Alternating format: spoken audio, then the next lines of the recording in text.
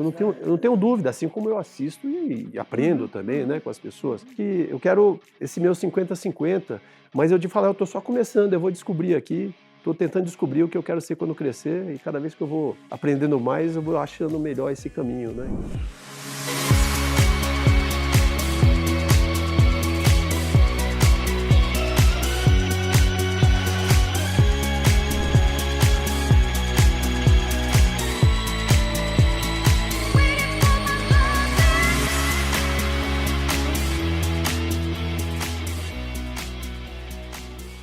Olá, sejam todos muito bem-vindos a mais um episódio do Histórias da TI.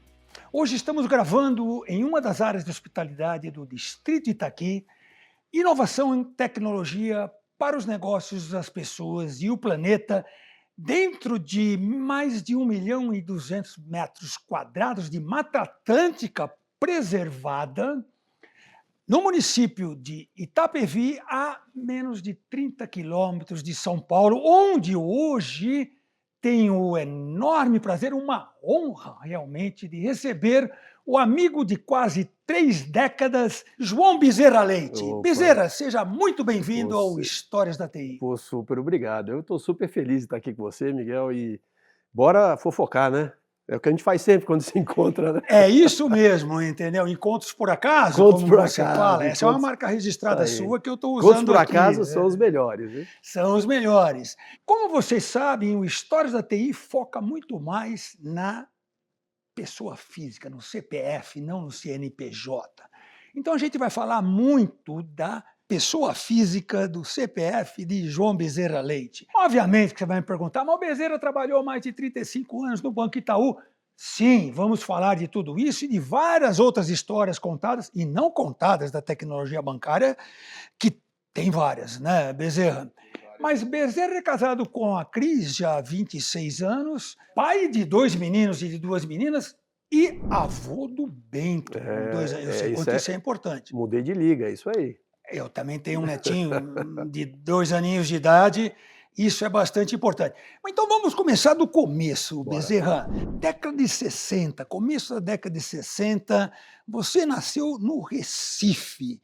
O que você lembra desses primeiros 10 anos da sua vida antes de vir para São Paulo, meu amigo? Você sabe que eu nasci em Recife, 61, né? Então, 61 eu sou um jovem há mais tempo. Nós, né, somos, né, Miguel? Jovens há Eu mais sou tempo. bem mais tempo que você. E, na verdade, eu morei 2 anos em Recife. Eu ainda lembro porque eu voltava para passar férias em Recife, mas eu fui com 2 anos de idade e fui morar, na verdade, em Fortaleza. Olha só. Então, eu tenho parentes em Recife, em Fortaleza. Tenho parentes, na verdade, na região... minha família parece aquelas famílias de retirante, o caminhão foi deixando no meio do caminho. Eu passei a infância em Fortaleza. Então, eu passei a infância de pé no chão, de ir na praia, de andar na rua de uma maneira muito mais livre, né, do que a gente tem hoje, com nossos filhos, nossos netos aqui em São Paulo. Você não tinha um celular na mão para ficar TikTok cara, e todas as demais redes sociais? Pois é, né?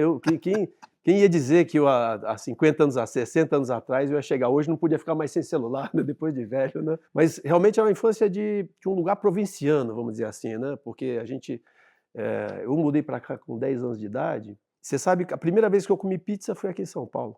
Quando eu mudei para São Paulo, foi nas primeiras semanas em São Paulo. Olha, né? Então, São Paulo e pizza também você pensa assim, na verdade, hoje tudo é muito mais conectado, o mundo é conectado. Você falou, hoje a gente tem um celular.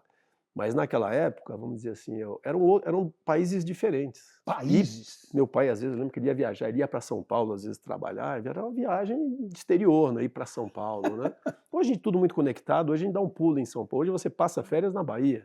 Fácil. Então, é um outro momento. Então, a mudança foi muito forte. Até esses 10 anos eu vivi realmente uma infância bem de pé no chão, de moleque de rua, assim. E vim para São Paulo, foi uma mudança grande. A escola era muito livre. Quando eu vim para São Paulo, a escola aqui era muito rígida. Fui super bom aluno. Lá você estudou em escola pública? Estudei em escola particular. E quando eu vim para cá, inclusive, a formação era tão boa que eu era um dos melhores alunos aqui em São Paulo. E a escola era muito mais rígida. São Paulo, queira ou não, tem uma diferença grande entre esses Brasis diferentes. Eu senti muito naquele momento. Inclusive, hoje, você sabe que eu sempre estou nesse meio aí da liderança inclusiva. Acho que foi o meu primeiro momento. Vamos falar sobre isso também, que é muito o trabalho que Bezerra fez no próprio Banco Itaú com lideranças inclusivas e continua fazendo, né? É muito importante. E eu lembrei que o Kleber falou isso no teu programa. Kleber Moraes. E quando eu mudei para São Paulo, O que o Kleber sentiu, eu também passei, porque eu não sabia que eu tinha sotaque. Ele mineiro e você um pernambucano cearense, tá. Então eu nem sabia que eu tinha sotaque naquele momento e a classe inteira me gozava. E eu não sabia que aquilo era um bullying, né? Como o Kleber falou, era verdade, outro momento. E foi o primeiro momento onde eu me senti nessa questão da inclusão e diversidade. Mas enfim, acho que foi uma mudança bastante grande. Esta mudança foi muito forte na minha vida, nos 10 anos de idade, mudar para um local como São Paulo, que era Você lembra dessas coisas? Lembro bem dessa transição, lembro bem. Fiz amigos, inclusive tem amigos que eu fiz no primeiro mês que são amigos até hoje. É engraçado, né? Ainda na escola primário, ginásio, né, que chamava naquela época. Aliás, eu tenho 2 amigos que eu fiz na admissão do meu primeiro, da quinta série. Exame de admissão. Na admissão, nos conhecemos na admissão. Para quem é mais jovem, a maioria das pessoas que estão nos assistindo, nas plataformas todas do Itafor, a gente tem mais de 2 milhões de usuários que participam de uma forma ou de outra, e exame de admissão era algo que os mais velhos vão entender. Entre o primário e o ginásio, que o ensino fundamental era dividido em dois grandes blocos de 4 anos, tinha um exame para você mudar. A quinta série, na verdade, era o primeiro ano do ginásio, né? Isso mesmo, olha. É isso aí. Enfim, deve estar na internet, isso é só pesquisar. A maioria das pessoas não viveu, mas leu a respeito, né? Leu a respeito. 71 você veio para São Paulo, Bezerra. 71? Final de 71, é isso aí. Eu fui morar nos Estados Unidos a primeira vez num programa de intercâmbio. Olha só. Meu amigo, você não imagina o que era ir para os Estados Unidos em 1971. Imagino. É como ir para a Lua hoje. Exato. Imagina isso não existia o aeroporto de Guarulhos aqui, você tinha que ir para o Rio de Janeiro. É verdade. No Galeão Antigo, para pegar um voo. E sabe quem eram as companhias que voavam para os Estados Unidos lá em 71? Panam e Varig, né? Só as duas, que também já não existem mais, né, cara? Isso aí. Tinha aquela fileira no final do avião que as pessoas podiam fumar. Totalmente, fumava direto, cara, aquilo... Bom, vamos voltar à sua chegada em São Paulo. Você já sabia, já gostava de matemática, de alguma coisa? Porque você virou engenheiro, né? Mais para frente você foi para a escola Mauá, Instituto Mauá de Engenharia, né? No ensino médio você já tinha essa vocação para tecnologia? Obviamente acho que de verdade não, né? Eu acho que eu tenho mais uma vocação para a gente, sabe, Miguel? Mais do que tecnologia, mas eu fui aprendendo a gostar de engenharia pelo lado determinístico, lado prático, né? Muitas vezes a gente não escolhe muito a profissão, nem sempre a gente escolhe tão claramente assim a profissão, né? Você não era um nerd, como se diz hoje, o CDF daquela época. Eu era bem, não era mal, mas não era um nerd, né? Mas eu queria fazer, eu até fiz um teste vocacional perto do vestibular, né? Então me deu assim engenharia civil, eletrônica, deu administração, não deu medicina, não deu engenharia mecânica. Eu acabei indo um pouco nessa linha, né? E acabei fazendo engenharia e no final você vai gostando. Eu acho que tem muito isso, né? Você vai fazendo uma coisa, se dedicando, vai percebendo, quanto menos ignorante você fica, você pode gostar mais ou gostar menos. Eu acho que eu comecei a gostar mais e vi que o lado mesmo da engenharia podia também tocar esse lado que eu gosto, que é relacionamento, pessoas, comunicação, fazer as coisas acontecerem através de uma rede, né? Hoje eu vejo isso, eu não sabia isso lá atrás, né? Nem de jeito nenhum. Você é o único da sua família? Tem muitos irmãos? Todos? Eu tenho 3 irmãs, todas são economistas, administradoras, né? Todas estudaram já em São Paulo, que a tua família mudou toda, eu tenho uma irmã que engenheiro, só você? Eu tenho 2 irmãs cearenses, né? Eu brinco, elas são cabeça chata. Né? Você é o mais velho, então? Eu sou mais velho, elas não gostam, eu falo que não parece, mas eu sou mais velho. Essa piada elas nunca gostam. Você ainda tem cabelo, né? Essa tinta branca que você passa aí, eu passei bonito, a pintar de branco para dar um pouco mais de maturidade. Senioridade, que a gente chama. Mas, Bezerra, para nosso público entender um pouquinho, hoje fala-se de vestibular, de uma outra coisa. Eu tenho uma filha de 17 anos, você conhece a minha mais jovem, está no último ano do ensino médio, se preparando para os famosos vestibulares. A gente fica aflito, né, nesse período. Né? Se você entrou na Mauá, naquela época, quando eu fiz USP em São Carlos, e o vestibular não era todo unificado, não tinha testes, eram provas de 4, 5 dias, matéria separada, dissertativa, 10 questões daquelas que você fazia em 4, 5 horas, e chamava-se Mapofei. Alguém aí vai lembrar do termo Mapofei? Era Mauá, Poli e FEI. É verdade. Né? Você Pegou Eu isso não ainda ou peguei. já era FUVEST? Eu já quando peguei o você primeiro fez? ano que foi FUVEST. Ah, tá ok. Eu fiz vestibular para FEI, fiz vestibular na Mauá, fiz vestibular Ah, você para fez FUVEST. independentes, Eu tá. lembro que eu passei na FEI, passei na Mauá. E na Hum, USP eu acabei passando em físico, matemática, né? sei, sei. E acabei decidindo fazer Mauá. Mas não era Mapofei, eram essas provas que você falou, eram provas que você tinha que ficar lá extensa. A Mauá era uma prova muito chata, Nossa. difícil. Inclusive era na Poli, a Mauá era feita na Poli, Feita, né, na Poli. a prova. A Poli já na cidade universitária ou Já lá no, era, da cidade universitária. lá no centro ainda não? E Já era a agora, o cidade universitária. Mapofei, o que eu peguei o Mapofei, eram os jogos Mapofei. Foi no primeiro ano de faculdade, Hum, a gente teve os jogos, foram no Pacaembu, e foi o último ano. Aliás, o ano que eu fui foi o último, teve um quebra-pau, Eu lembro. que aí, você sabe, não vai ter mais esses jogos, porque a rivalidade era tão grande, e acabou, eu estava no meio daquele quebra-pau, lá no meio do Pacaembu, e aí nunca mais teve, o Mapofei encerrou a partir daquele ano. Eu entrei na Mauá em 79. Você era atleta também? Não, nunca fui Eu sei atleta, que você não. Não, gosta de correr e tal, eu mas... participo, mas não quer É, dizer que eu sou um atleta, né? Então, entendi, eu participo. entendi. Mas voltando, eu vou até pegar minhas anotaçõezinhas aqui, porque voltando um pouco para o ensino, depois da Mauá, cara, que você se formou em 83, entregando as idades aqui, né? Em 95 você foi para a Fundação Getúlio Vargas, depois você foi para Colômbia, em Nova York, a Fundação Dom Cabral, teve na Suíça, já em 2014, o INSPER, Japão, né? Teve em Wharton, em 16, na Pensilvânia, Singularity, aí já mais recente, e mais recente ainda, você ainda foi fazer um shake hands, como diria, com Jack Ma do Alibaba na China. Aquilo você postou no LinkedIn, acho que todo mundo viu, mas quem não Das viu, brincadeiras, né? João Bezerra com Jack Ma, aquela ficou... O estudo, isso tudo, foi fundamental para a sua carreira? Você recomendaria? Sempre foi. Eu acho que aqui essa inquietude aí, para você que está assistindo a gente aqui, ela é fundamental até para você continuar ativo e com vontade de fazer novas coisas, né? Porque quanto mais ignorante você fica, ignorante no sentido de ignorar, você acaba Não conhecer. estacionando. E quanto mais você conhece, vai te dando até uma aflição de que você, nossa, como eu sei pouco. E na realidade, acho que essa questão do estudo, que você fala, Colômbia, eu fui fazer um curso executivo, né, para me preparar como executivo. Fui em outras situações, eu fui para a Suíça num curso internacional de banking. Tá. Aí já era focado em finanças. Eu fui, enfim, o Singularity eu fui depois que eu acabei saindo do Itaú. Eu não fui como o Itaú, já fui depois.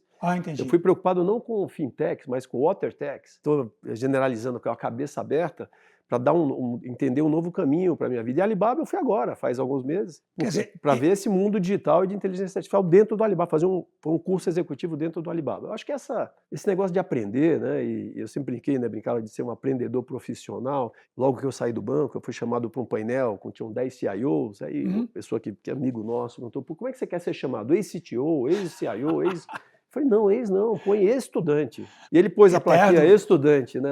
Até hoje eu tenho essa foto aqui, eu lá com meus amigos, que ainda são CIOs de outras entidades aqui, e ali virou, sou um aprendedor profissional. Aprendedor profissional. Na verdade, porque é isso que a gente tem que ser na vida, né, Miguel? É para você ver qual é o próximo passo, aprender, porque o mundo muda tanto, você tem que aprender com o que você está assistindo, aprender com teus netos. Eu aprendo com a minha filha, aprendo com as amigas das minhas filhas, para eu não estacionar no tempo. Né? Mas você falou uma coisa aí que eu acho muito importante, Bezerra, que é, você foi para a Singularity e outras tantas coisas, e eu sei que você viajou, foi para a Rússia, foi para Israel, já fora do Itaú, já, em princípio, aposentado.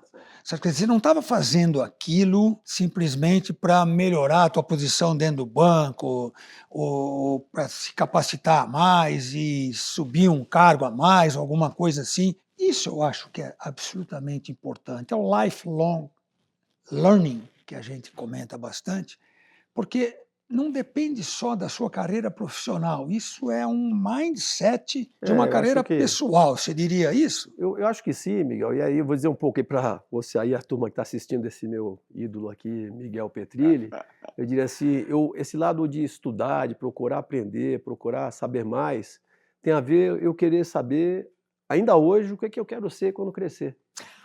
Entendeu? Muito bom. Acho que esse aprender faz você entender qual é o próximo passo e o que você vai fazer, né? Então, acho que esse aprender faz muita diferença, né, Miguel? Então, acho que esse aqui é um ponto que... E realmente não foi porque eu tinha lógica, mas eu me preparei para o mundo, me preparei para o mercado está aí, eu estou aqui também, eu não estou... Acho que eu não fui só para o Singularity como um curso, um programa espetacular. Eu fui passar um mês em Israel para entender empreendedorismo, eu fui me embrenhar com meus amigos da Bossa. Aprender em loco, né? Caras que conhecem, tipo João Kepler, tipo Pierre Schumann, caras que não eram do meu mundo corporativo, diferentes de mim, e que talvez eu visse até de uma maneira, até com viés de fora, e você aprende um monte com esses. Eu fui para ajudar a abrir uma fintech no Peru. Olha só, você chegou a ser conselheiro, inclusive. Eu conselheiro, ainda sou sei. investidor, eu fui conselheiro, que a gente acertou e errou, e muita gente fala assim, mas o que você está fazendo no Peru? No final, eu acabei conselheiro da Credit Corp. Olha só. Por causa dessas coisas vão acontecendo naturalmente. Conheci lá o Gianfranco Ferrari, que é o presidente da Credit Corp, o Diego, presidente do BCP, exatamente porque eu fui ajudar uma fintech pequenininha e essas coisas vão criando um emaranhado, né? As pessoas falam, o que você está fazendo no Peru? Eu falei, estou fazendo meu MBA. Porque você aprende na prática, não é só na escola. Não é nos né? bancos da escola. Você tem que você procurar e genuinamente. Agora, de verdade, hoje eu me dou o privilégio de fazer as coisas com o mínimo de prazer. E eu tento não abraçar, de repente, apesar de fazer muitas coisas ainda, não abraçar, de repente, alguns desafios que eu vou me sentir agredido ou pesado, que eu não vou ter prazer, né? Isso é uma coisa muito diferente. Que eu comento com muita gente, principalmente os mais jovens, que não é só estudar aquilo que a empresa te manda estudar. Obviamente que você tem 35 anos do maior banco da América, dentro de um Itaú, você teve uma escola sob todos os aspectos. Sem né? dúvida. Nós vamos comentar um pouquinho aqui logo em seguida, dos tempos que eu ia almoçar com o Renato Cuoco, foi seu chefe por muitos anos. Meu querido, é verdade. Saudoso Foi meu Renato chefe, foi meu Cuoco. paizão, inclusive.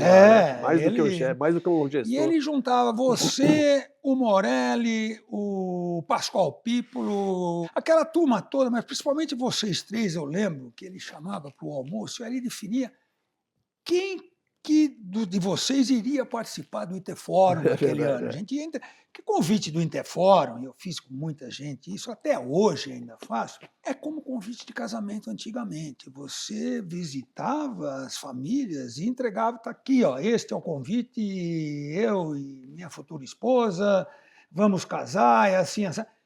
Não se mandava e-mail nem nada, então a gente convidava desta forma. E foi aí que eu conheci muita gente, né? 35 plus anos no Itaú. Uma escola, Bezerra? 36 anos, né? Eu 36, sempre falo que dos 100 anos do Itaú, eu ajudei a construir 36% dessa história. Olha, É verdade. Eu vi um filme. Na verdade, você não pode ver a foto. E você pode ter 10 anos de trabalho, Miguel, e ter 1 ano de experiência. E você pode ter 10 anos de experiência você fazendo coisas novas que no crescer, aprendendo com essa vontade. E os 36 no Itaú foi um filme. Eu vi o filme desse banco amadurecer as diversas etapas dele até chegar ao que ele é hoje. Onde ele saiu, quando o back-office era a tecnologia principal, quando o telecom foi a tecnologia principal, quando data centers era a tecnologia principal, porque permitia que a gente comprasse banco e colocasse para dentro muito rapidamente e ganhando eficiência com aquilo. Até o momento que a engenharia de software passou a ser peça fundamental e hoje não tem mais tecnologia prioritária dentro do banco. Hoje a tecnologia é prioridade. E você passou por várias áreas, até onde me lembro, você esteve na rede? Eu passei várias áreas. Eu fui CIO da rede, pagamento, eu fui diretor de telecom na época que a gente teve... Telecom, verdade. A gente, na verdade, eu ajudei a montar uma operadora na década de 90, Olha. Porque não tinha operadoras no Brasil, né? O Brasil não Tem tinha. que fazer a própria, né? Em 98 a gente teve a privatização, então Isso. não faz mais sentido a gente ser uma operadora, porque eu sou banco, eu não quero ser operadora. E aí em 2001, na verdade, eu conduzi a primeira venda. Eu coordenei um outsourcing vendendo a rede de telecom do Itaú na época por $250 milhões. Olha só. Fiz uma venda. Hoje, com meus amigos do Venture Capital, eu falo, eu fiz um exit. Fez um exit lá atrás. E enorme, foi um trabalho enorme dentro de banco. Muito. Hoje eu não tinha noção do que era aquilo, sabe? Porque não Miguel? fazia sentido um banco operar uma rede Eu de mesmo telecom, não né? tinha noção na época a grandiosidade daquele negócio, do tamanho que era hoje um exit, né? Primeiro era mais uma atividade, bora, né? E era assim mesmo. Eu acho que o Itaú é um aprendizado. Se você me perguntou, eu tive que sair, estava no limite da idade já, né, do estatuto, né? Eu teria que sair. Mas se eu pudesse ficar mais 10 anos... São 60 anos, né? 60 anos.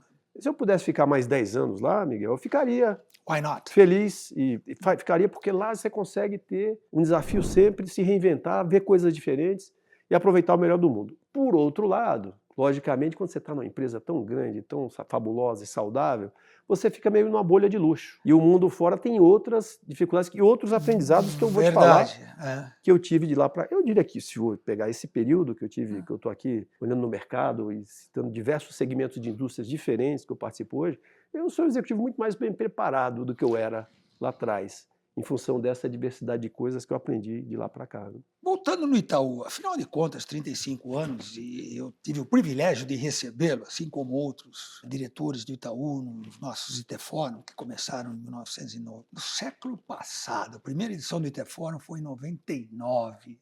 Você lembra de muitos deles, né, Bezerra? E vocês, dentro do banco, tinham aquilo que você falou de uma bolha, né? Mas tinham algumas histórias que, como aqui a gente está falando de histórias da TI, eu vou puxar um livrinho que está aqui embaixo das minhas anotações. Lembra? Pô, isso lembro. Para quem não conhece, vale a pena. No No Code, Code. as histórias não contadas, né, Do nosso da amigo tecnologia Marcos bancária. Cantarino, né? Isso, Cantarino, mais o Carlão, Jorge Krug, Cage, né? Nossos amigos que criaram o livro. E com a edição da Cláudia Mancini, né, fizeram um livro aqui com várias pessoas. Tem um autógrafo de todos eles aqui, fui no lançamento, né? Tá aqui as carinhas, tá? E tá você também me autografando aqui. Você escreveu uns 2 ou 3 capítulos, ou passagens, ou causos, né? Ou histórias não contadas da tecnologia bancária, que cá entre nós. Hoje não se fala tanto porque tecnologia ela abriu de uma forma tal, mas o Brasil foi pioneiro e ainda é um dos países onde a tecnologia bancária é a mais avançada do mundo. Eu acredito by far, entendeu? Se você for ver qualquer outro lugar, o que a gente fazia aqui, e o Renato Cuoco falava que a necessidade era a mãe da criatividade. A inflação fez isso acelerar, foi um grande impulsionador para que isso acontecia. Vocês tinham essa pressão toda dentro do banco para poder ser diferenciado, para poder andar mais rápido do que o mercado? Cada fase é uma fase diferente, né, Miguel? Logicamente, você pegar a década de 90, até 94, a gente não se preocupava com budget. Simplesmente a gente tinha que investir porque a inflação estava comendo. Se eu não automatizasse o Brasil, a gente estava perdendo dinheiro todo dia porque as agências não estavam online. Por isso nós montamos uma rede privativa. As agências não eram online, de verdade. A gente montou uma verdade. rede privativa satélite, porque a gente nós não conseguimos linhas terrestres em Porto Velho, em Rondônia, que eram péssimas, a rede caía sempre, nem conseguimos aqui em Santo Amaro, no Borba Gato. Olha só. Então, a gente acabou montando uma rede satélite, onde para interligar as agências. Onde a rede terrestre não funcionava, montamos backbones, montamos redes privativas no Brasil para poder chegar mais perto dos núcleos e conectar as cidades. Então, isso era a realidade. A gente tinha que investir. A partir de 94, com o Plano Real, a gente começou a se preocupar mais com o P&L, com despesa, e começar a fazer as coisas de uma maneira mais ordenada. Que aí acabou aquele float aquela questão do float, né? Exato. E que você perdia dinheiro por causa da inflação. A partir daí passou um momento onde você teve que começar o Brasil começou a se consolidar, começou a ter aqueles caras que eram eficientes e que não eram eficientes. O pessoal falou, esse monopólio dos bancos que estão indo. Gente, esses bancos fizeram boa gestão. E os bancos faziam boa gestão, que sabiam o que era ativo. Tinha muito banco por aí naquela época que tinha ativo de longo prazo e passivo de curto prazo. Não tinha dinheiro em caixa para pagar.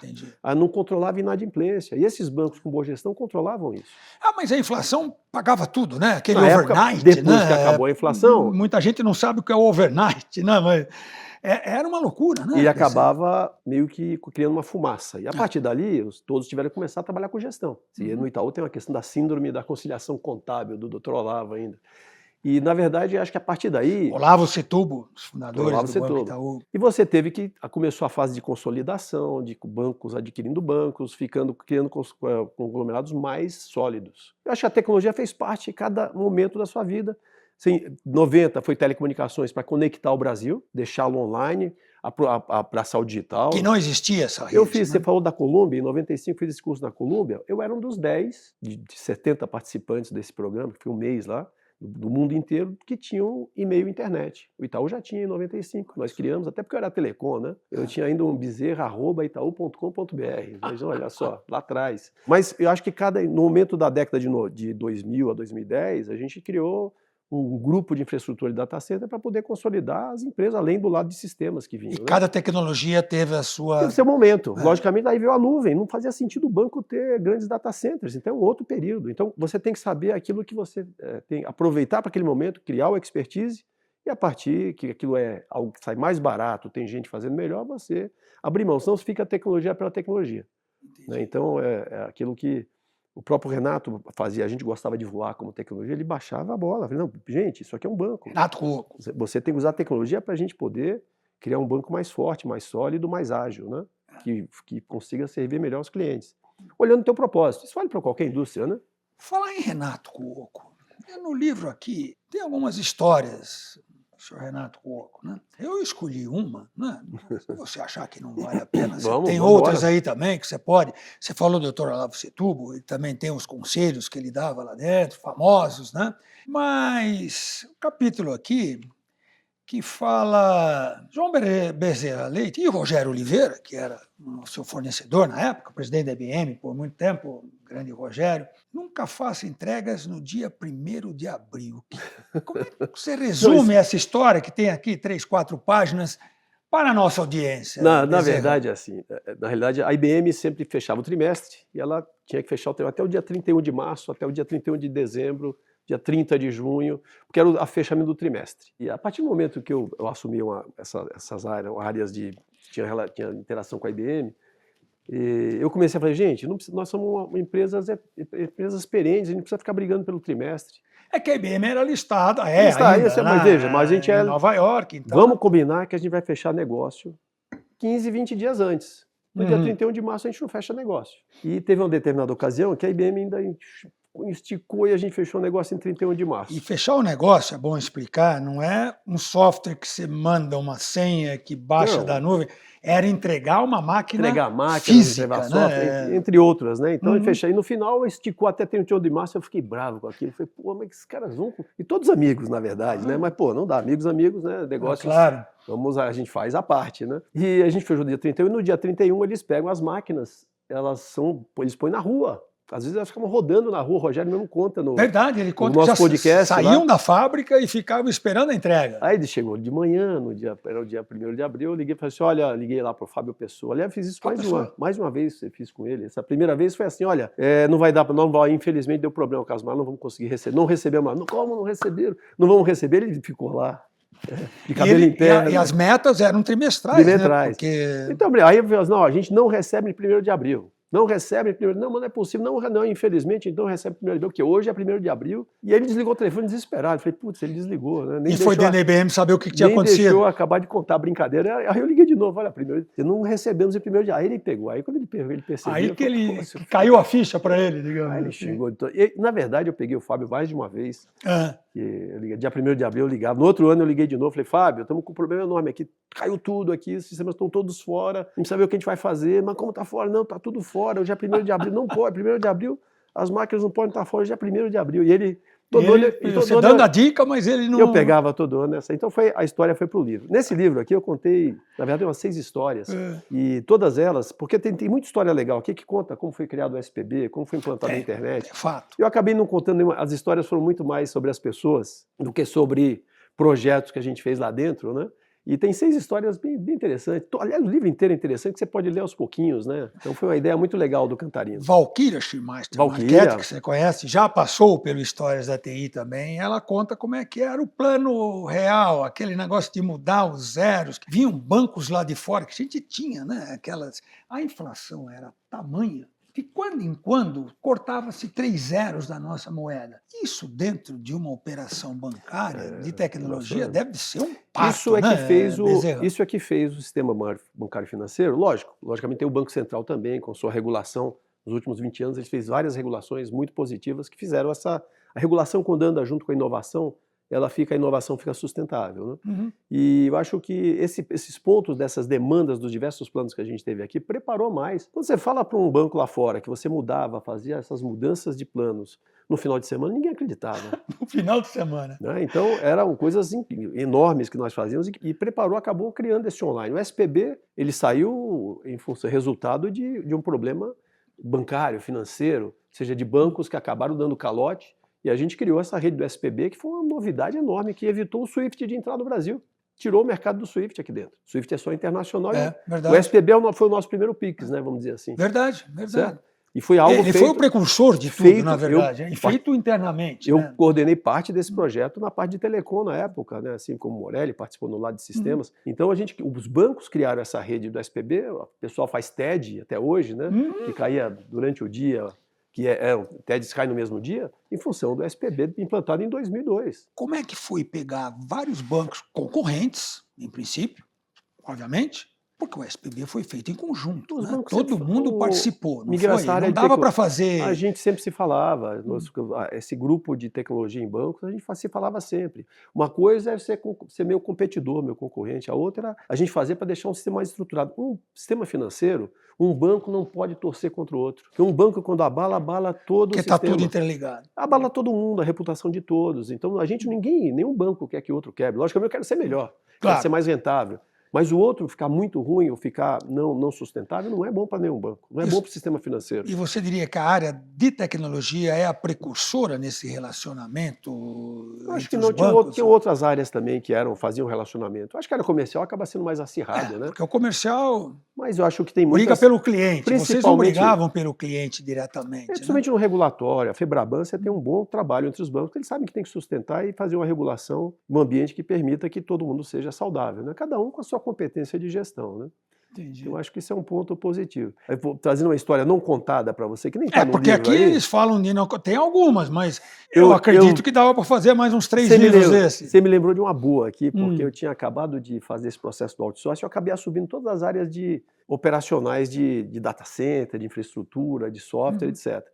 E logo em seguida, 5 meses que eu estava nessa posição, o Renato falou, você vai atender o Banco Central. Aí fui lá atender o Banco Central, para uma inspeção que ele tinha feito, para me falar da conclusão da inspeção.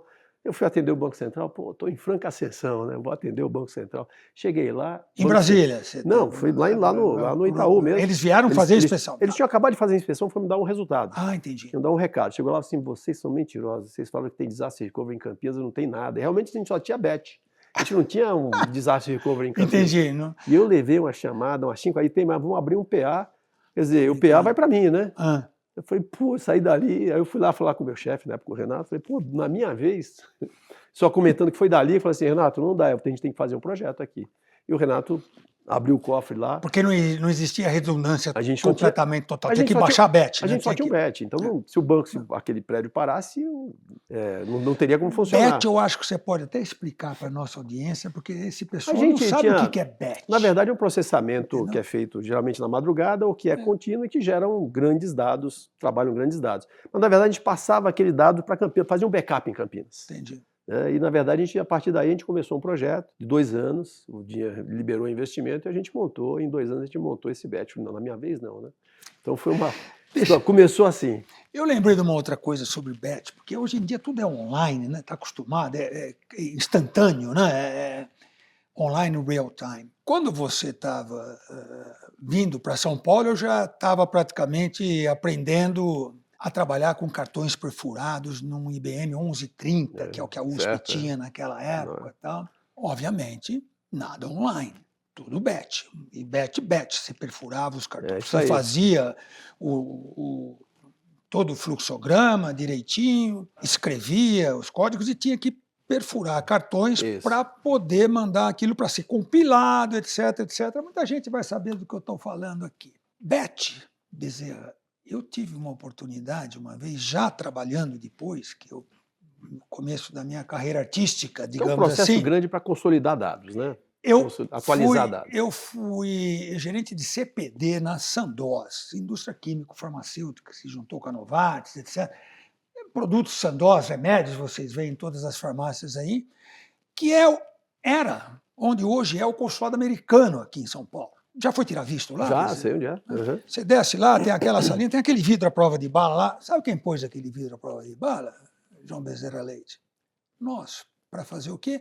Proteger o mainframe da IBM. Olha só, não diga. Que segurança da informação naquela época era você pôr a tranca na porta, entendeu? E pronto, porque não dava para o cara pegar em nenhum outro lugar, a não ser lá dentro. Os dados estavam trancados realmente, né? Aí a gente começou a fazer algumas coisas mais sofisticadas, que era melhorar o processo de orçamentação da empresa. Apareceu uma planilha, alguns vão se lembrar, que chamava-se FCS-EPS. Era uma planilha para mainframes, que funcionava, a gente tinha acho que um 4331, 41, alguma coisa dessas lá na Sandoz. Vocês já estavam nos 3090, né, em outras esferas, né, como banco. A gente submetia o orçamento, a gente escrevia toda a planilha, o pessoal digitava nas digitações, rodava e saía a planilha impressa no dia seguinte. Planilha. É isso Aquela aí. folhona grande das impressoras e tal. A gente analisava tudo aquilo, via o que tinha que mudar, estava errado aqui, punha a caneta naquela folha lá, mão, mandava, digitava de novo, rodava numa noite. Então, cada clique, que depois que apareceu o Lotus 123, Excel e etc. hoje, cada clique que a gente dá, ou nem precisa dar clique, hoje a coisa é instantânea, levava um dia. Isso é batch. Expliquei? Isso mesmo. Você imagina que antigamente, quando você ia numa agência, essa é aquela tecnologia do back-office. Você ia lá em Fortaleza, entrava numa agência, ia sacar um dinheiro, dava um cheque, a pessoa olhava seu cheque, virava para trás, olhava um listão, estava lá, papel. Miguel Petrilli tem 10 mil cruzados, ele está querendo 200 cruzados, Uhum. te dava os 200 cruzados e tirava 200 ali e ficava 9.800. Aquele listão de noite, ele era levado para o centro de processamento, isso é vida real, no Itaú, centro de processamento em Fortaleza. Aquele listão, ele entrava, era digitado dentro do sistema Cobra, consolidava aquele lista, aquela digitação, aquele pacote de várias agências, das atualizações dos saldos do dia, era transmitido para Recife, numa transmissão que a gente chamava de batch. Recife consolidava o CPD de Recife, o que vinha de Fortaleza, de Natal, da Bahia, consolidava aquilo, mandava aquela transmissão para São Paulo. Nossa. São Paulo pegava as transmissões... Arquivo fechado. São Paulo pegava a transmissão dos 8 CPDs distribuídos pelo Brasil, os 8 data centers, rodava um batch para consolidar e atualizar tudo, e mandava de volta a transmissão para Recife, que mandava a transmissão de Fortaleza, fazia o split e mandava para Fortaleza, e Fortaleza, o centro, pegava o RAP e mandava entregar na agência o listão. E esse mandava que você fala? Isso é a tecnologia batch, era a tecnologia de back-office da época, não é o cara com a canetinha aqui. Não. Isso é um batch, rodava para você fazer uma atualização diária do Brasil inteiro. E aí, São Paulo, o centro tinha uma noção de como é que estava o balanço do dia em função de ter recebido as informações. Isso tinha que ser feito de madrugada. Quando o batch atrasava, as agências abriam... Na verdade, a senha online, elas abriam desatualizadas. Com a informação do dia anterior. Não sabia se você tinha saldo ou não. E esse mandava que você falou, você lembra do Transdata? Lembro.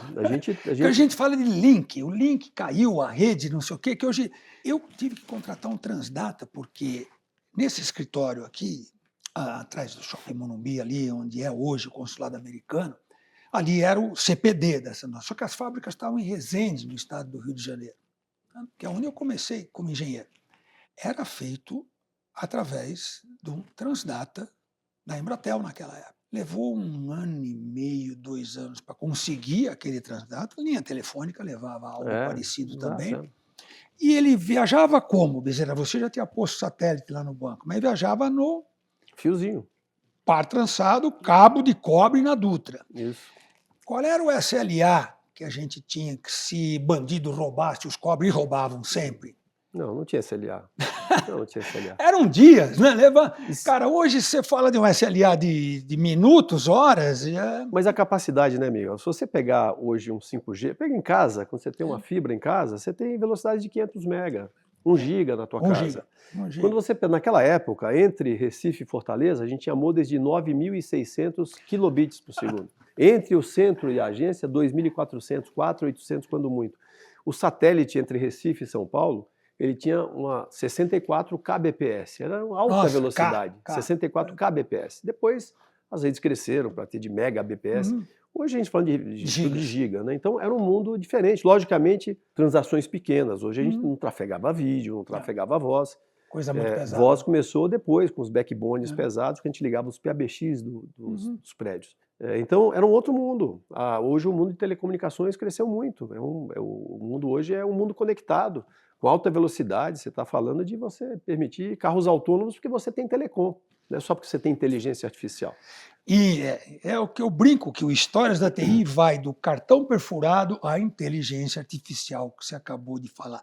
Você participou muito no banco de projeto novo de inteligência, você já estava fora? Eu Né? já estava lá, na verdade, naquele momento que eu saí do banco, a inteligência artificial era machine learning e É, automação. Não é inteligência artificial como é como é hoje. Porque hoje. a diferença que você tem, eu gosto muito do Google, que dá um bom exemplo, né? Quando você fala, você tem assim, eu tenho automação lá em casa, então eu chego, eu tenho uma inteligência lá em casa, eu chego, minha cafeteira às 8h30 da manhã, ela já deixou o café preparado e joga aqui na mesa. Isso é automação. Não é Uma inteligência inteligência artificial. artificial é você chegar em casa numa terça-feira, que a sua inteligência artificial sabe que é um dia pesado, sua agenda estava pesada, ela te prepara um café mais forte. Isso. Isso é inteligência artificial. É quando ela começa a ter essa interação com você. Não, isso não existia em E 2019. está tomando decisões. Eu tive na China em 2019, depois que saí do banco, e aí fui numa empresa de inteligência artificial, um chinês falou para mim assim, olha, se inteligência artificial não está nos seus planos, você está fora do jogo. É lógico que para aquilo já era Claro. forte para mim naquele momento, mas era algo muito assim, você está fora do jogo. Aqui no Brasil, se a gente não tivesse inteligência artificial, a gente não pensava, eu estou fora do jogo. Isso é um diferencial. Não, ele fala, está fora do jogo. Hoje, e na época se falava muito de transformação digital, era a bola da vez.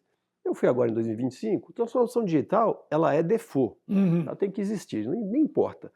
E o cara de hoje, quando você fala dentro do Alibaba, ele fala, inteligência artificial, se você é um cara de negócio e não sabe o que é um MCP, o que é um agente de IA, você perdeu o bonde. Ele não fala mais. O que está fora do jogo é claro. Então as coisas evoluíram muito rapidamente. Hoje a gente está num mundo muito diferente daquele de quando eu saí do Itaú. Então a gente pegou um período que a gente tinha Deep Learning, Machine Learning, estava aprendendo a fazer as automações, a poder, de repente, conceder um empréstimo. Eu vou lá, pego o endereço do Miguel, daqui o Miguel pediu um empréstimo da loja, vejo se realmente tem um terreno baldio ou tem uma loja lá, se ele realmente tem uma lanchonete. Então a gente já fazia isso. 6, 7, 8 anos atrás. Agora, isso está muito mais rápido porque você começa a ter IAs tomando decisão por você, te ajudando, fazendo essa interação mais fácil, inclusive com o cliente, né, conversacional. É um outro mundo. De volta aqui às minhas anotações, né? Falamos bastante do banco, tem muitas histórias aqui para contar, mas hoje eu tenho aqui que você, se eu virei um podcaster, né, que é um termo bonito para isso, né? Estou aqui com a minha fichinha, recebendo amigos, pessoas que realmente fizeram e fazem acontecer a tecnologia da informação nesse Brasil. Você se tornou conselheiro, investidor, você sempre foi. Influencer é uma palavra que cabe no que você faz hoje. No LinkedIn você tem uma legião de seguidores, você posta com uma frequência top voice, né, que eles chamam, etc. Como é que você vê essa influência? Eu vou te falar que eu não comecei no LinkedIn. Hoje eu tenho lá, sei lá, uns 20 mil seguidores no LinkedIn, não saio buscando isso, e eu posso mais para compartilhar que as pessoas, os meus amigos pediam, né? Eu não podia fazer isso no banco, né? Verdade. Na verdade, eu vou te falar que uma vez no Itaú eu fiz um primeiro artigo sobre diversidade e inclusão e postei na intranet do banco. Interno. Interno. E sabe o que aconteceu? Nada, não aconteceu absolutamente nada, que ninguém lia, né? E aí eu peguei, falei com o RH, falei, posso postar no LinkedIn? Pode. Eu postei um Todo artigo mundo no leu. LinkedIn, tá lá, 2017, 2016, 15. E quando eu postei no LinkedIn, todo mundo começou a ler. Inclusive Internamente. o público interno. O público interno lia mais do que para fora, porque é uma questão de você estar onde você toca, né? E uma pessoa do LinkedIn veio, um momento, um gerente PJ, falar comigo, e com a Cris Sestari, lembra disso? Recém-promovida. Sim. Vocês têm que Tá usar o LinkedIn. Eu falei, mas LinkedIn? Por que eu vou usar LinkedIn nessa altura do campeonato para procurar emprego? Olha a minha cabeça. Né? Porque era para isso. 15 anos atrás. Eu falei, não, você tem que falar para você dar exemplo. Para as pessoas verem que tem vida, trabalhando mais de 25 anos, 20 anos dentro do banco, naquela ocasião. E a Cris, não, você tem que mostrar que tem lugar para a mulher bem-sucedida, que tem espaço para elas se inspirarem em você. E aí eu comecei a ver, o LinkedIn tem isso, né? Um lado profissional, diferente do Instagram, que você fala muito da tua vida pessoal, faz brincadeiras. Não, aí é outro mundo. E também faz sentido, sem dúvida. E foi mais por isso. Eu comecei a fazer isso. Quando eu saí do banco, eu pude, na verdade, fazer mais coisas livres, porque no Itaú era estatutário. Eu não podia, por exemplo, apoiar uma ONG. Você está falando pelo banco. Se eu falar lá, eu apoiar uma ONG, eu sou estatutário, eu não posso falar pelo... Eu não conseguia apoiar uma ONG. Quando eu saí do banco, fiquei mais livre para isso. E comecei acabei compartilhando mais e aí isso vai levando, mas nada assim profissional. Assim, mas o trabalho que você fez sobre diversidade foi muito rico. Eu lembro de grandes entrevistas que você fez, até porque também você virou um host de um programa de televisão. Hã? verdade. Na IPTV, do nosso amigo Ion Sim. Moreira, que deve estar nos assistindo aí também. O que isso significou para você, pegar esse lado mais humano? Como você Eu falou que você acho era que bom de gente e não simplesmente de matemática. eu acho que é um aprendizado na vida, né, Miguel? Porque se a gente pegar esse lado de liderança inclusiva, e eu vou te falar que eu fazia parte do Comitê de Inclusão e Diversidade no Itaú, participo nos conselhos que eu sei que tem esse lado, e acabei fazendo esse tipo de coisa, dei palestras eu falo de liderança inclusiva e não inclusão e diversidade. Esse lado de inclusão e diversidade vai para um lado que o pessoal olha como ativista, né? Liderança inclusiva mexe no bolso. Você, empresa, se você não mexer com isso, não pensar nisso, isso vai bater no teu faturamento. Porque uma empresa, para ser bem sucedida, Miguel, se ela quer servir bem a sociedade, ela tem que espelhar a sociedade. Então ela tem que saber como ter dentro dela um mix da sociedade para servir a sociedade melhor. E não é simplesmente trazer um monte de gente diferente por dentro, você tem que saber como fazer isso. Como acolher, como criar da igualdade, da equidade. Eu fui aprendendo um pouco, dentro do banco, eu acabei assumindo a área de acessibilidade digital. E um dia aqui numa reunião... Eu te visitei uma vez, que você tinha uma sala, não várias, né, é verdade, nós pessoas. criamos um laboratório. Tinha um laboratório específico para E você todo sabe, tipo de deficiência. olha que né? interessante, estava num plenário junto com a minha amiga Andrea Cabeça, que era minha superintendente na época. Andrea A Cabeça, gente tinha 100 verdade. PCDs na nossa área, né? E tinha 100 vários cegos, pessoas. 100 PCDs. Numa plenária, a gente perguntou o que a gente pode fazer esse ano. Aí um dos moços, um rapaz que tem deficiência visual, que até foi no podcast comigo, João, levantou a mão e falou assim: eu queria poder usar os aplicativos que eu desenvolvo aqui no Itaú. Olha que vergonha. Porque naquela época, se você entrasse no aplicativo do banco, e você sabe que para você ser um cego, você tem que ouvir, né? Não tem outro jeito, né? Voice over, tem uma facilidade que você configura no teu celular. Você clica nele no celular. Quando você entrava naquela tela, diz que sua senha, 1, 5, 3, 4, sabe o que falava para o cego? Diz que aqui, diz que aqui, diz que aqui. Diz que aqui, clique aqui, clique aqui, clique aqui, clique aqui, clique aqui. Aqui aonde? Né? Então, não estava preparado para o cego. E aí a gente começa a perceber que tem 10 milhões de pessoas com deficiência visual no Brasil. 10 milhões, não entre cegos, entre daltônicos, entre pessoas com dificuldade. Que você tem, isso é gente que a gente está perdendo. Esse cara vai para o banco do lado. Então é uma questão de você olhar aquilo de uma maneira de propósito. Aí veja que aquilo me deu um clique. A acessibilidade digital que a gente começou a trabalhar, a gente criou equipes, a gente falou, vamos ser um banco melhor que os outros. Hoje o Itaú é referência. A gente começou a olhar aquilo, me acendeu um pouco essa questão da própria inclusão e diversidade como um todo. E aí me lembra a minha historinha, com 10 anos de idade, quando eu sofri bullying por causa do Quando você veio para cá, sem saber que... É a questão do respeito à pessoa. E você vai aprendendo, Miguel. E eu errei muito para trás. Eu fiz quanta coisa errada. Meu mérito hoje é ter percebido que eu errei e o que eu quis consertar. Ótimo. Que eu tentei me acertar. Então, tem vezes que alguns amigos falam, brincadeiras à parte, infelizmente, esse período de brincadeiras à parte acaba. Não, eu sei que você esteja num círculo muito próximo, né? E eu tenho amigos da minha idade que não pensam. Não dá, esse mundo tá chato. Gente, infelizmente, você quer viver no mundo daqui para frente? Então, você tem que estar junto com teus filhos. Ainda bem que tá chato. Eu, às vezes, sento na mesa com amigas da minha filha, eu fico, nossa, escuto cada coisa, mas assim, eu tenho que escutar e perceber, aquilo aí para elas é nada. Não é um não problema, é um problema para mim, porque eu fui criado, apesar de ter uma formação super boa de honestidade, de integridade, de ética, eu tive um viés inconsciente.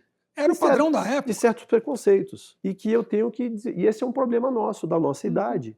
Quando a gente quer estar junto com o mundo que está aí, da sociedade, da juventude, você só vai estar integrado se você entender e conseguir se situar como um igual, apesar de ter idades diferentes. Né? Eu lembro de visitar o Itaú uma vez, uma das várias vezes que eu tive lá, e tive contigo, até os cegos com seus cachorros. Verdade. Quer dizer, você criou aquilo tudo para que eles pudessem trabalhar. O Itaú já tinha, eu cuidava.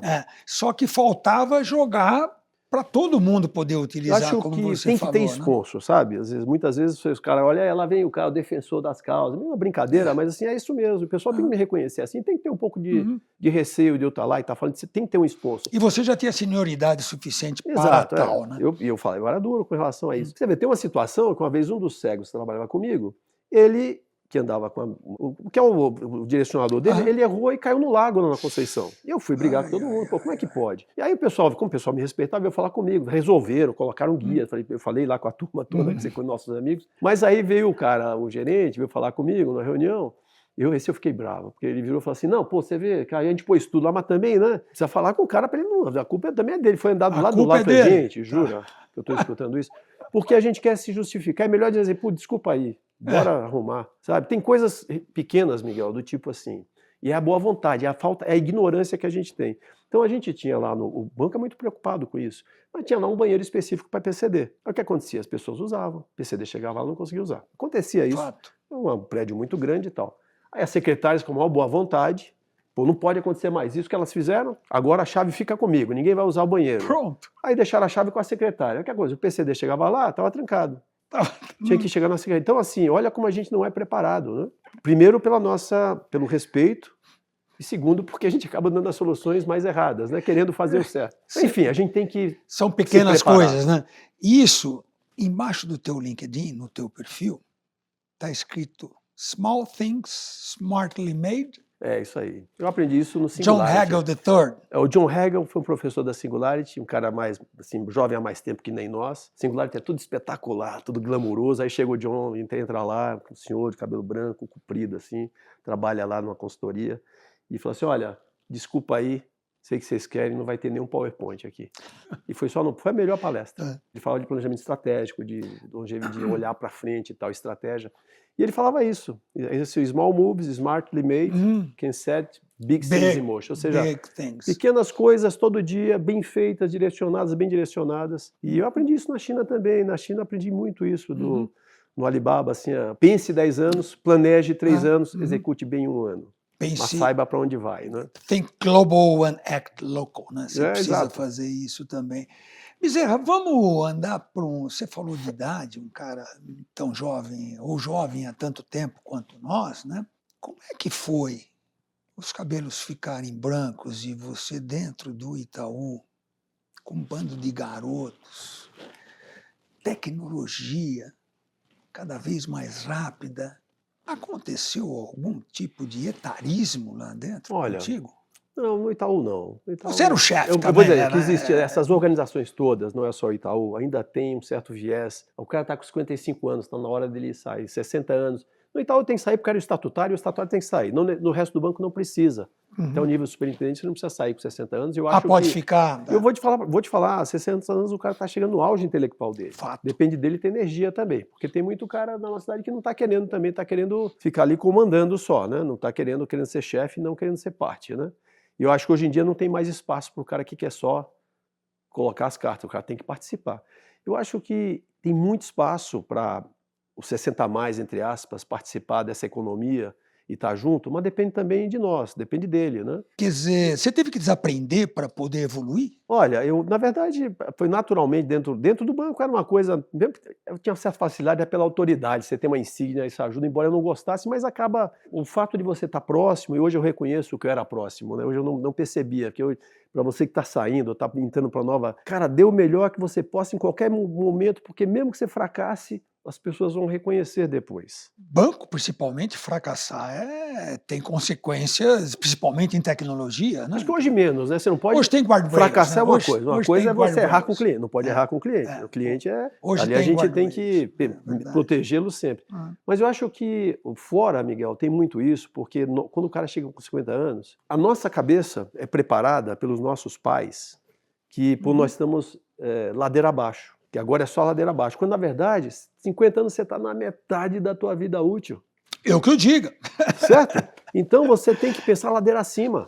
Para você pensar ladeira acima, cara, você tem que se aproximar com a turma nova. Você tem que entender o que está acontecendo. Você tem que entender com os caras de 80. Eu já tenho amigos de 80 e de 20 anos. E não tem diferença. A gente tem... Então, acho que esse lado da gente, muitas vezes a gente tem muita experiência. Experiência não é sabedoria, né? Não. Conhecimento não é sabedoria. Então você tem que pegar a tua experiência e não dizer que ela é inexorável, só ela vale. Ela vale para você conceituar e colocar contrapontos, mas não para você dizer que é verdade absoluta. Tem muitas vezes, eu vejo amigos da minha idade que acabam colocando mas sempre foi assim.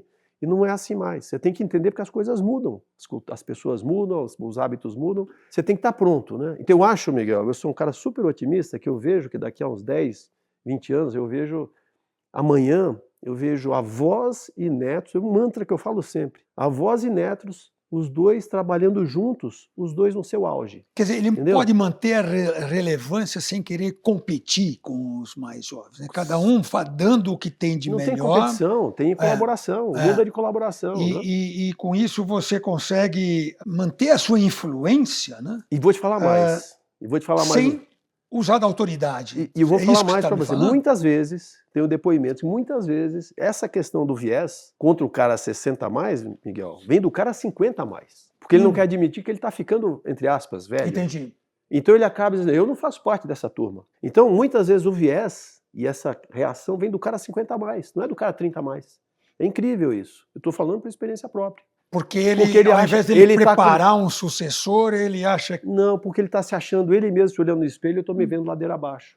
Eu não posso ir ladeira abaixo. E quando na verdade ele tem que pensar ladeira acima. Cara, 60 anos você está no teu auge intelectual. Eu mesmo participo de algumas empresas que a gente traz cara 60 a mais, que saíram do momento corporativo, vieram para outro momento, mas o cara sai pronto. Agora, ele tem que estar pronto para não pode ter salto alto. E pronto para preparar sucessores, você Eu acho diria? que Você também. preparou os seus Eu sucessores? acho que não de uma maneira expressa, mas naturalmente no dia a dia, né? Meus superintendentes, que eu trabalhava, são meus ídolos. Caras que eu via e aprendia com eles, melhores que eu, entendeu? Já eram naturalmente melhores que eu, não precisava preparar, estavam prontos para assumir qualquer outro momento. E isso é uma coisa que você falou, que a gente usa muito aqui dentro do Itaqui. Se você quer crescer na carreira, contrate gente melhor do que você. Exato. Se você contratar gente com medo de perder a posição, de perder o seu status, Exato. você não vai evoluir. Então você tem que preparar gente para tal, contrate gente melhor do que você, para você poder também ir para outras posições ou mesmo se preparar para uma sucessão. Né? Muitas vezes, Miguel, a gente acaba, e pela questão de defesa de território, isso acontece no ambiente corporativo, você acaba trabalhando para ser um cara insubstituível. O maior erro que você faz. E, na verdade, você tem que se preparar para ser o cara imprescindível, que pode ser aproveitado em qualquer lugar para fazer outras coisas, e não insubstituível. Esse é o maior erro, eu acho, viu, Miguel? Seja imprescindível e não insubstituível.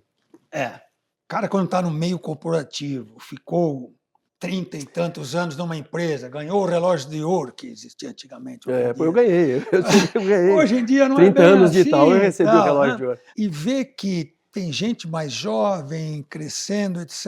O que eu faço para me manter nesse emprego? Na verdade, o que ele tem que manter é a empregabilidade. Né? Ele tem que ter conhecimentos para poder relações genuínas, galgar outros relações postos. genuínas, nessa fase que eu estou passando hoje, o privilégio que eu tenho hoje aqui, as relações genuínas fazem toda a diferença. E vai ser reconhecido em qualquer idade, as pessoas reconhecem.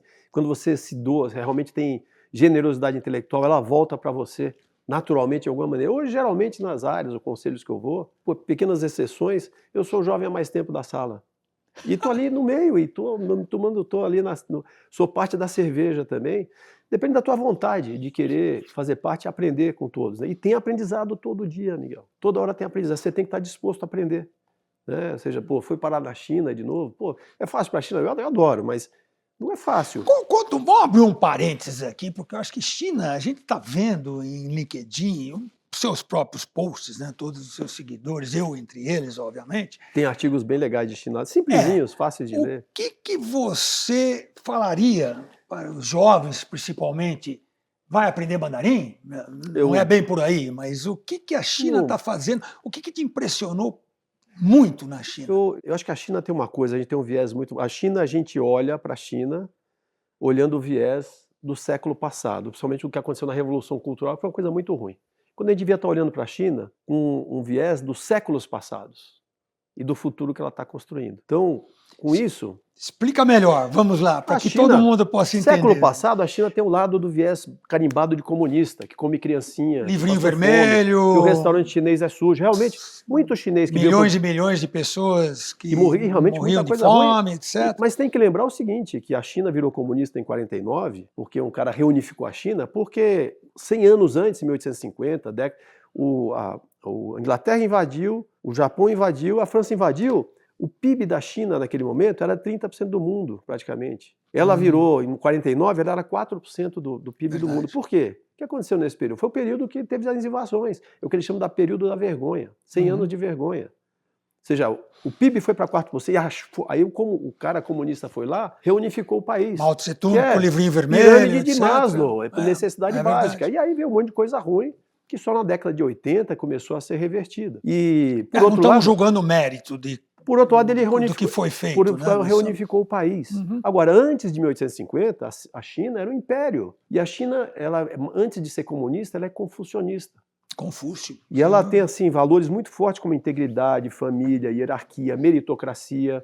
Então, para a China, a questão de ser um regime que hierárquico, nem vou falar autoritário, isso já vem de milênios, entendeu? Então, a gente fala a democracia do Brasil para a China é uma anarquia. Verdade. Você imagina, eu tive no Alibaba, um diretor executivo do Alibaba falou assim, olha, a gente entende, a Alibaba é uma empresa global. Gigantesca. Né? Você não tem um modelo de gestão espetacular, pessoal bem pago e tal. Tem gente que ganha $1 milhão, tá? Não é as pessoas... Milhares de funcionários. 100 mil funcionários. Então, 100 mil. você imagina o seguinte, o cara falou assim, eu não consigo entender como é que um país, falando dos Estados Unidos, que tem 2 partidos que se odeiam, vai dar certo. Quando um partido entra, ele destrói tudo que o outro fez. É muito diferente do que acontece aqui nos governos esse estaduais. Aqui é igualzinho. Então, assim, e não tem tudo coisa de curto prazo. A China tem planejamento de longo prazo. Um prefeito, para ser prefeito, ele tem KPIs, ele tem meritocracia. Em 10 anos ele tem metas para cumprir naquela cidade. Se ele cumprir bem, talvez ele seja governador, um dia ele vai ser secretário. Então, a gente não pode, tem que desvestir um pouco isso. O que eu vi lá, se falar de inteligência artificial, eu vi lá um país impulsionado pela IA. E não um país focado numa indústria de IA. A indústria de IA focada em exit, em valuation. Não, é IA para impulsionar o país, os negócios e o cidadão. Para impulsionar o mundo real. Impulsionar o país, para crescer o país. Então, ela tem muito a ver com o propósito de inclusão, de qualidade de vida, porque se não tiver qualidade, aquele país explode, ou implode, né? Mais de 1 bilhão de pessoas, né? Veja uma coisa, lá em Hangzhou, que é a cidade que eu fiquei no Alibaba, lá no programa lá dentro, vou dar um exemplo, tá? Você tem um cérebro, assim, o City Brain, que é feito pelo Alibaba também, de inteligência artificial. Quando uma ambulância está com emergência, precisa ir para um hospital, ela aperta um botãozinho vermelho na ambulância, lógico, é um digital, um celular, a cidade abre um corredor verde para ele chegar no hospital.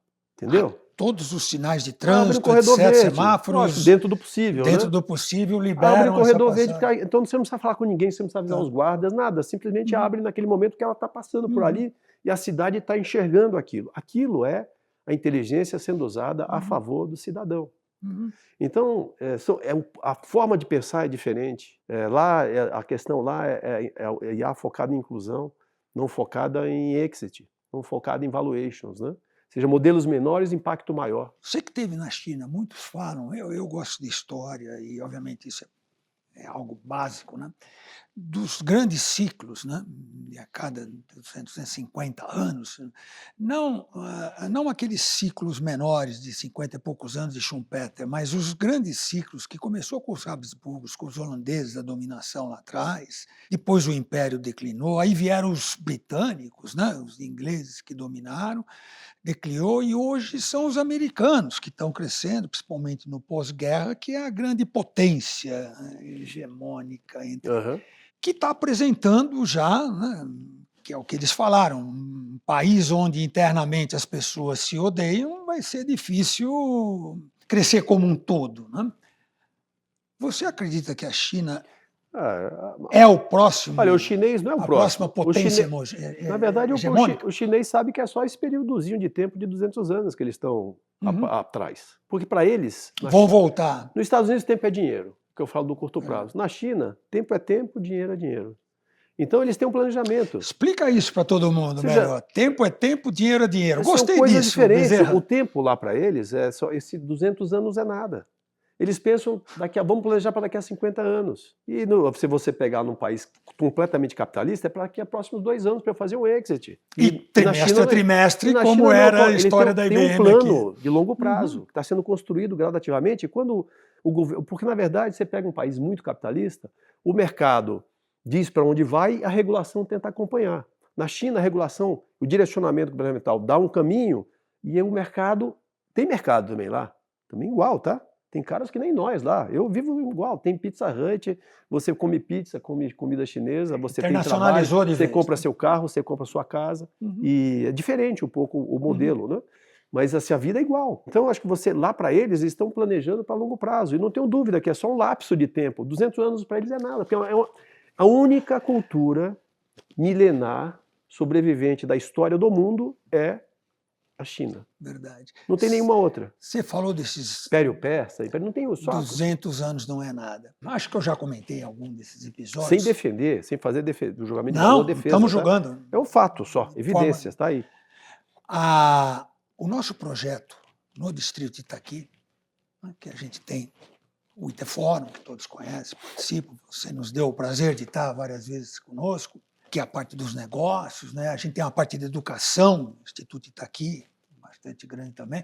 Temos uma parte para as startups, o IT Invest, né? Junto com a Domo Invest, a gente Meu tem amigo, 18 nosso, investidas. nosso Temos amigo Marcelo. Marcelo Gonçalves, com certeza. E a gente tem o Distrito Itaqui, que é todo essa parte de Mata Atlântica dentro de São Paulo. Você conhece tudo que a gente tem aqui. Inclusive, normalmente, Bezerra, a gente estaria lá fora, que com a chuva, né, a minha chapinha iria ficar prejudicada É aqui, verdade, tá né? certo, tá Então a certo. gente trouxe aqui É, para dentro. Mas o nosso projeto, Bezerra, é de 300 anos. é isso aí. Quando a gente fala isso, fala, esses caras são loucos. Eu lembro que Masayoshi Son fez um negócio desse, inclusive, também, aquele coreano japonês, SoftBank, né, que você conhece muito bem. Quem não conhece? São de 300 anos. O que a gente faz? Nós não vamos estar aqui, obviamente, ninguém, 300 anos. O que a gente quer é evitar que, nas próximas gerações, a coisa se perca de uma forma tal que desconfigure isso tudo. Então, como é um projeto com um propósito muito grande, preservar essa floresta, por exemplo, é inegociável. Nós vamos usar 10% disso, com Certo. todas as autorizações, etc., para construir as faculdades, tudo que a gente vai ter aqui dentro. Né? A nossa educação executiva, que acontece já lá no celeiro, que a gente faz com várias parcerias.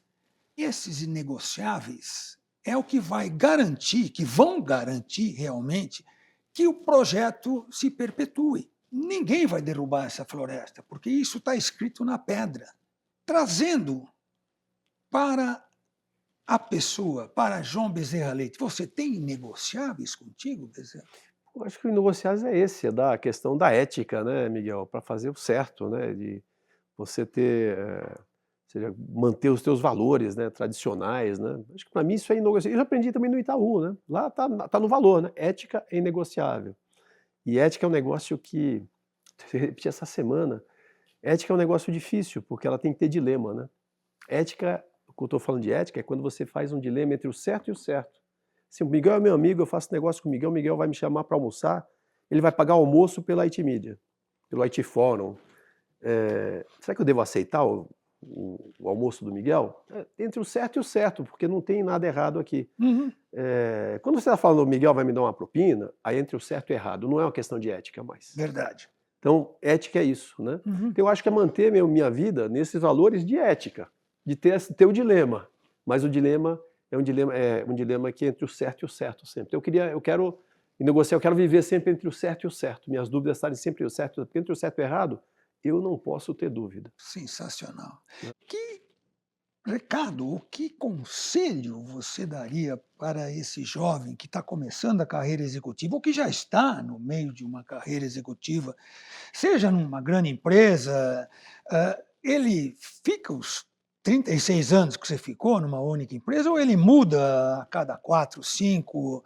O que você acha Eu acho que ele deveria Eu acho que é fazer? cada vez mais difícil ter uma jornada como a minha dentro de uma mesma empresa, embora possa, tem empresas que permitem isso. Eu sugeriria mais esse modelo de você mudar, fazer pequenas mudanças. Você não pode ser cada 6 meses mudar de lugar, porque você não aprende nada, né? Mas eu acho que ter alguns aprendizados, criar stacks de conhecimento, e mesmo dentro de uma grande empresa, você andar lateralmente, Ou não achar mesmo que na crescer empresa, verticalmente, certo? né? Eu acho que quando você vai mudar para um novo desafio, você tem que se perguntar onde vai te brilhar os olhos. Não vai brilhar os olhos para onde você vai? Eu acho que hoje você ter esses stacks de mudar a cada período de tempo, hoje faz sentido, porque a indústria tem tanta coisa diferente. Eu mesmo vejo hoje as oportunidades que hoje eu tenho hoje de trabalhar uma indústria farmacêutica, uma indústria com Nasdaq, uma indústria de tecnologia, Lá mesmo. uma indústria de venture capital. Você aprende muitas coisas diferentes. Eu no banco tive essa facilidade porque eu passava em muitas áreas, mas mesmo assim não é o mercado inteiro. Fora, você fala da bolha de luxo, é porque é uma empresa tão bem sucedida que você não tem determinadas preocupações que, às vezes, o dia a dia do empresário ou do venture capital tem, né? Então é um aprendizado diferente. Eu sugeriria Eu diria que se puder ter uma jornada como a minha feliz também, de poder estar dentro de uma grande empresa e navegar, dá certo. Mas eu acho que hoje a grande maioria é você buscar essas diferentes experiências em diferentes empresas ou indústrias que formem vários stacks de conhecimento para te formar o profissional do futuro aí. Seguindo a sua paixão ou seguindo o seu talento? Cara, eu acho que a gente tem que seguir o nosso talento, sabe? Porque a paixão, eu acho que ela vem à medida que você se abraça com algo. Se você vai só na tua paixão, você deixa de olhar em volta. Se eu só gosto de laranja, eu não tomo mais café, eu não vou conhecer o café. Eu acho que você tem que seguir o teu talento, você tem que abraçar o que você faz. Eu digo muito, não faça só o que você gosta, procura gostar do que você faz. Eu vou te falar várias coisas que eu fiz. Minha última atividade no banco, apesar de eu ter coordenado o projeto de integração do Citi, porque eu era, acho, o único jovem há mais tempo que podia coordenar um projeto desse, eu tinha uma atividade que era muito difícil, Miguel, que era Run the Bank. Atividade chata, do dia a dia, mas o que tinha por trás? Tocar o bancão, né? Não Run the deixar Bank. a E a casa gente, assim, não, cair. isso aqui não é sustentação, isso aqui não, isso eu estou tocando a casa. Uhum, Então eu vou tocar em arquitetura, você precisa melhorar, porque uhum. o que é o Run the Bank? Cara, é carinho genuíno com o cliente. Na hora que você tem um propósito, eu tenho que dar carinho genuíno com o cliente, eu não posso deixar cair aqui, porque tem uma comunidade que está mudando seu modo de vida, seus hábitos, em função do que eu estou oferecendo. Se eu pus um caixa eletrônico do lado de fora de uma farmácia, alguém tem que ir lá para pegar dinheiro. Aquela senhora que vai lá não deixou de buscar dinheiro no banco para buscar dinheiro ali. Se eu estou fazendo uma adquirência, aquilo tem que funcionar, porque a pessoa saiu sem dinheiro agora.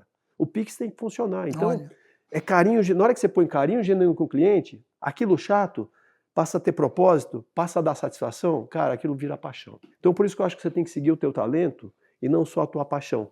e seguindo o talento, você vai fazer melhor essas coisas e vai te dar Exato, um diferencial exato. competitivo, não vai? Exatamente. E você vai fazendo no final, você vai, pô, sabe que eu estou gostando? Sabe que eu estou apaixonado por isso? Eu acho que é isso.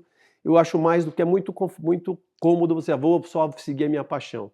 E às vezes você bate, às vezes você pode se frustrar também com isso, Entendi. né? Dentro disso, seguindo a sua paixão, seguindo o seu talento, planos para o futuro do jovem João Pô, Bezerra Leite? rapaz, eu vou dizer para você que eu estou só começando. Então, eu estou seguindo o que eu vejo. Hoje eu diria que eu consigo, que você fala que eu gosto de viajar, né? Mas eu diria que eu ainda estou 80% do tempo ocupado. Porque eu estou, enfim, seja aqui, para mim isso aqui é um prazer, mas é uma ocupação, né? E 20% eu estou aproveitando. Eu quero talvez, dali para frente, 50-50. Eu não vou abandonar os 50 de estar aqui interagindo, porque isso é parte da minha vida. Eu tenho prazer nisso também. Tenho Quer dizer, aquela satisfação de. aposentadoria de ficar na praia, onde você tem uma casa Cara, você lá, sabe olhando aposentar. para o Isso eu mar. acho aposentar um negócio. Sabe o que é aposentar, né? Aposentar é ir para os aposentos e descansar para sempre. É isso que é aposentar. É Então a verdade. gente, esse nome tem que mudar, não é? Aposentar não é ficar nos aposentos. É Uhum. você fazer uma atividade de uma maneira mais leve, que dê mais prazer, que você consiga. Eu estou aqui, estou com prazer. E eu sei que isso Bom. aqui tem um retorno. Em algum momento o cara, pô, esse cara é bom, hein? De repente vai me convidar para um conselho por causa da vida. Estou brincando, mas é porque eu estou conversando com o Miguel. Porque as pessoas te conhecem, mas compartilha conhecimento, o mais jovem vem falar com você.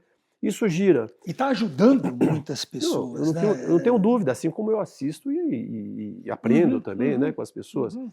Então eu acho que eu quero esse meu 50-50, mas eu te falar, eu estou só começando, eu vou descobrir aqui, estou tentando descobrir o que eu quero ser quando crescer, e cada vez que eu vou aprendendo mais, eu vou achando melhor esse caminho, né? Então, Indo para o final, Bezerra, legado que você gostaria de deixar para os seus meninos, para as suas meninas e para o Bento? olha, acho que o legado de profissional aqui é o que eles me enxergam, então cada um tem que seguir a sua própria carreira, não pode ser, cada um não pode se espelhar no outro, né? Mas meu legado é de repente olhar e ver essa turminha sempre juntas, sem precisar de mim. Hum. Se eles estiverem conectados, continuarem conectados, eu deixei o meu legado. Acho que acho que é um ponto que eu vejo que é isso. O pior, o melhor é que isso já acontece. Às vezes a gente está lá os quatro, agora mais, porque são mais, né? Tem Tem os os agregados, né? Que agregados, são é meu genro, verdade. minha norinha, os namorados. Daqui a pouco, quando eu vejo, a gente sai para viajar juntos, eles saem sozinhos e fica eu e a Cris, a gente sobra. Né? Isso é bom no final. Para terminar, meu amigo, como você gostaria de ser lembrado, Bezerra? Puxa, eu acho que eu queria ser lembrado pela pessoa que, primeiro assim, eu acho que pela pessoa que conseguiu, que sempre teve relacionamentos genuínos, conexões genuínas, que as pessoas sempre vão poder contar comigo lembrando que alguém porque a questão de colaborar é assim, a pessoa que sabe que vai poder me pedir ajuda, mas eu também vou poder pedir ajuda, né? Ter um círculo de pessoas, que criou um círculo de pessoas com relacionamentos genuínos, né? Acho que esse é um ponto mais forte que eu queria ser lembrado, né? Eu não quero ser lembrado como aquele cara que desbravou o Bandeirante. Acho que nada disso, né? Tem caras aí muito melhores que eu, mas o cara que construiu relações genuínas e conseguiu ser bem lembrado como uma pessoa que, puta, queria encontrar com o Bezerra para tomar um café, pô, isso é legal, né? Muito bom. Meu amigo João Bezerra Leite, tenho palavras para te agradecer, é uma conversa sensacional. Mais uma vez, muito obrigado por ter participado do Histórias da TI, algo que um jovem há mais tempo do que você, inclusive, está colocando em prática há coisa de 1 ano. É o meu novo projeto. Você é meu ídolo, né? E muito obrigado por isso Você também, meu jovem. Mas acredito de coração que você contribuiu muito para que todos os que estão nos assistindo pensem a carreira executiva, pensem que essas histórias todas da tecnologia vão ajudar a todos Miguel, a crescer. posso fazer a última coisa aqui? Claro, você lembrou um negócio, pode. eu acho que eu queria fazer um último recado para você aqui, que você falou dessa questão do que você vai fazer para o cara novo. Eu gosto de ter uma frase da Sara Al-Manandi, que é ela é uma amiga de Dubai, uma pessoa, amiga de um amigo de Dubai, escreveu alguns livros, ela fala o seguinte, don't love your job, job your love. Muito interessante. Repete para a gente encerrar, então, Bezerra. Don't love your job, job your love. E com isso a gente encerra mais um episódio do Histórias da TI. Aguardo você para o próximo Histórias da TI.